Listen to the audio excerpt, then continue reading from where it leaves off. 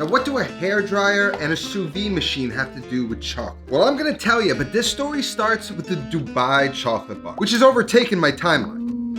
And to be honest, as an aging man with a developing sweet tooth, that's good, Charlie. this thing's got my name written all over it. But I ain't dumb. I ain't paying $75 for one of these things. This is an opportunity to learn about chocolate, something that I found to be an incredibly fun and rewarding process. And because one thing I don't see from all these 60-second videos is the true secret to making chocolate. Based on these videos, one might think you can simply melt chocolate, pour it into a mold, and boom, you've got a chocolate bar. However, you'll find this lacks the characteristics of a good chocolate bar that you've come to know. It melts in your hand before it gets into your mouth. And it's got more of a fudgier texture than a snappier one. Maybe good for some uses, but not for making chocolate bars. Now here's where the sous vide and the hairdryer come in. It's all about temperature control. And if you've ever heard the term tempering chocolate, it's the process of melting down the chocolate and cooling down the chocolate in a particular way to achieve that snappy, shiny chocolate bar texture that we like. This is some nice chocolate that I made. This is an untempered piece of chocolate, and this is a tempered piece of chocolate. Doesn't melt in your hand,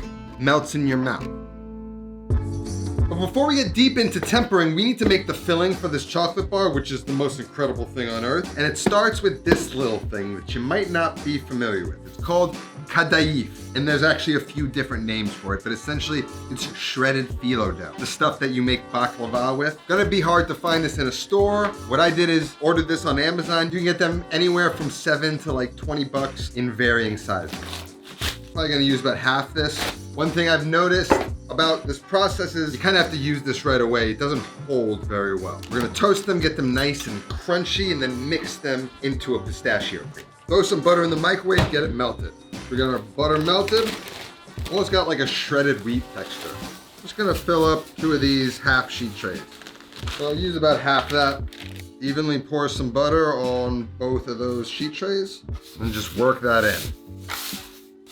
Try and make sure that butter's nicely incorporated throughout. We get a nice even brown. I've got the oven preheating at 350 degrees. We're just gonna pop these in. Set a timer for 16 minutes. They should be perfectly golden by then. Halfway through, we're just gonna give them a rotate so they brown evenly. After 16 minutes, we should be good to go. Now in a perfect world, I would be making the pistachio cream myself. However, my food processor broke down while testing this. I did drop this recently, so let's see if it works. That doesn't sound good. Couldn't get a new one in time, so I decided to just use pistachio cream. This is some good Sicilian pistachio cream, and to be honest, you're not really gonna achieve that same kind of nut butter texture in a food processor. That's just crazy. It's got the right sweetness, the right texture. I don't even know if I can make it better than this. We're gonna set that off to the side. That's what we're gonna mix into the Kadayif. Now for the chocolate, and if you know anything about the chocolate business, it's a bit shady. Tony Chocolonely is my favorite chocolate bar. They've got great flavors, good quality chocolate, and they're not screwing around. They're doing the right thing. What we need is about 600 ounces of dark chocolate. I like to use dark chocolate because the filling is sweeter. You add milk chocolate to this, it's sweet on sweet, it's too much sweet. This is balanced. If you want, you can use bitter, sweet, or semi-sweet. Just try not to use milk chocolate. So as you can see, this is a good quality chocolate bar in and of itself. We're just gonna transform it to make our own. So I need about 600 grams of chocolate in total, and each of these bars is roughly 200. So we're gonna start with the 600, we're gonna divide it into one pile of 200 grams, another pile of 400. And I've got 2 bowls, one for each of these piles. I'm gonna take the smaller one and chop up the 400 gram chocolate. You can chop that up a little rougher. And I wanna take the 200 grams of chocolate and chop it much finer. We're gonna take the first batch of chocolate that we chopped, melt that over the stove, and then we're gonna pour that into these chopped pieces to melt them, so we want these much finer. And we're gonna add those pieces to our bigger bowl. It'll all make sense. So we got the 400 grams in the small bowl, the 200 grams in the big bowl. That chocolate's prepped. Now for more of a decorative touch on the top of the chocolate, we're gonna take some white chocolate. It's about 50 grams or so. Another thing I'm gonna do right now is get my sous vide machine running at a 90-degree water bath. That'll preheat to 90 degrees. That's where we're gonna hold our chocolate once we've got it nice and perfect. It's been 16 minutes. Let's see how we did. Super crunchy, got a little bit more of a complex flavor. Beautiful. Let those cool for a second. Then just get all that into a big bowl. We can go ahead and start to add in some of that pistachio cream. The smell is amazing. Let's see how we are with that. Going for a certain consistency. That crunch is like right in between crisp and crunch. Your brain is like, what is that? And it just like wants more of it. That's a weakness for me. So to melt this white chocolate, we gotta place it on a simmering double boiler and just stir it until it melts. Now, there is a proper way to temper this, like we will be showing later, but we're just using this for decoration, so I'm just going until it just runs off my spoon or spatula. And I'm gonna take it over to the mold and just swirl it around to create this little color pop on the dark chocolate. We're gonna be playing with some other molds too, so you can hit those if you want. It's completely optional, but it does look nice. Just let that dry, let that set. It's already beautiful. I mean, you Jackson Pollock. Now it's time to temper the chocolate, and at the heart of tempering are crystals. But I'm not gonna butcher this explanation. Let my friends at Chef Steps explain. So what is tempering, and why do I want to do it? Chocolate forms 6 types of crystal structures. They each have different melting points. The one we want has one of the highest melting points. So we raised up the temperature to melt away the crystals we don't want. When we cool the chocolate slowly, more of the crystals we do want will form, making our chocolate shiny and crisp.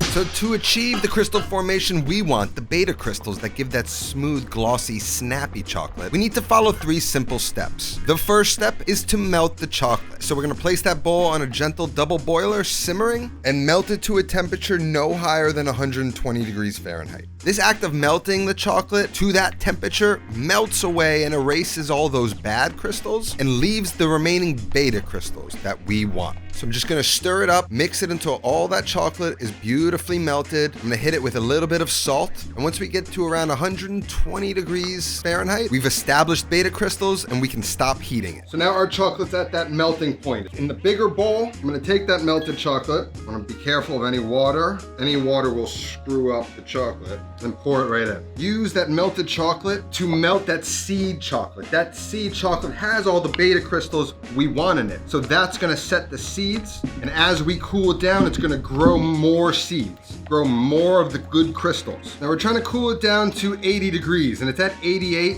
but I still got a few little chunks in there. I don't know if this is technically sound. I'm just gonna sneak it onto that double broiler, very low, just raise it a few more degrees just to get those last bits melted. Don't tell anyone, it should be fine, just don't keep it there too long. Only went up to 92, which is our working temperature, but now it's nice, smooth, everything's melted. So now it's at 92, and I wanna kinda take a nice cool bowl, now that it's all melted, and just like in that traditional tempering method, using marble and folding and cutting it with a scraper, I'm gonna do the same thing in a nice cool bowl. So I'm just kinda gonna use the side of the bowl, cool that mixture down, then scrape it back into the mixture. Same way they would do on the board, but I'm just kind of recreating it in the bowl. This could be a tedious process, but this is kind of where I started falling in love with the process of making chocolate. Watching it go through all sorts of transformations, the way it flows as I stir it, I just kind of became enamored with it.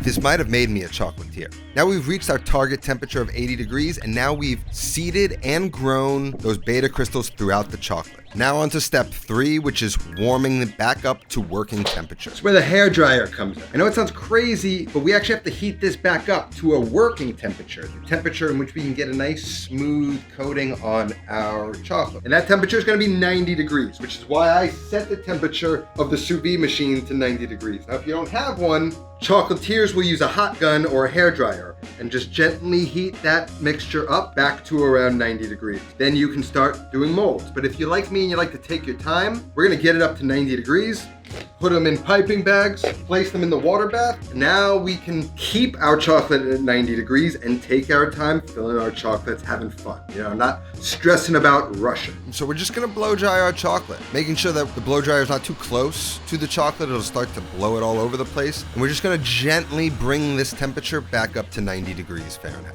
All right, so now we're at the 90 degree working temperature thanks to our blow dryer. Now I'm just gonna divide that into 2 piping bags. 2 because we need to pipe some chocolate on one layer, let it cool, fill it, and then pipe the second layer on top. So it just gives us time and allows that chocolate to stay at the working temperature without us having to rush through everything. Whew. Now we can just let those hang out in the water bath, have a glass of water, then we can get into making our chocolate bars. So now we're ready to go. Put a little parchment paper down just if I'm scraping, I don't make a big mess of my cutting board. So now we can take one of our perfectly tempered bags of chocolate. I'm just gonna get all that water off. Again, water is an enemy of chocolate. Just gonna cut it, and I'm gonna start to fill it. I'm gonna drag it around the walls, and then pipe it all the way in. The key is to really just get the chocolate to touch every inch of the surface area inside the mold. So I'm just gonna run it around the edges, try and get most of the surface area covered in that chocolate, and then what I can do is start to bang it around the cutting board. Try and distribute the chocolate evenly, create a smooth layer, an even layer. You can even take a brush and just sort of paint the sides to make sure there's no bald spots inside. Now we need to let that set. While it does, I can take my other molds, just sort of make a few chocolate bars, make a few truffles. You're free to go crazy. Get whatever you want, make whatever kind of chocolate you want. This is just how it's done.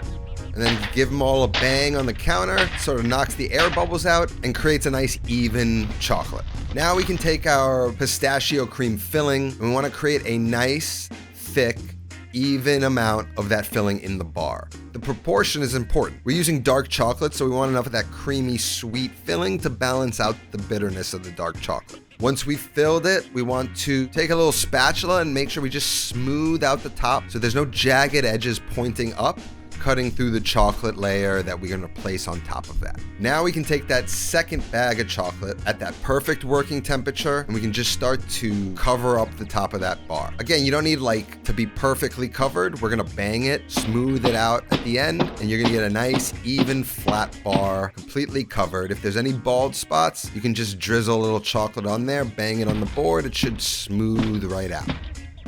Now we can set those off to the side, allow those to set. You could throw it in the refrigerator, but I only like to do that after it's properly set at room temp. Now I got those Kisses molds. I'm just gonna fill those up because why not? Give it a bang. I think I'm a chocolatier now, so I'm gonna pull one of these moves of scraping it, but chocolate's a little too cool now. Didn't really work, but it's not a problem. I'm not Jacques Torres. I can make a chocolate bar though. We'll get better at this. After a few hours, they should be solidified and hardened. We can pop them out of our molds, and now we got some little chocolate roses. Beautiful little chocolate bars, nice and snappy.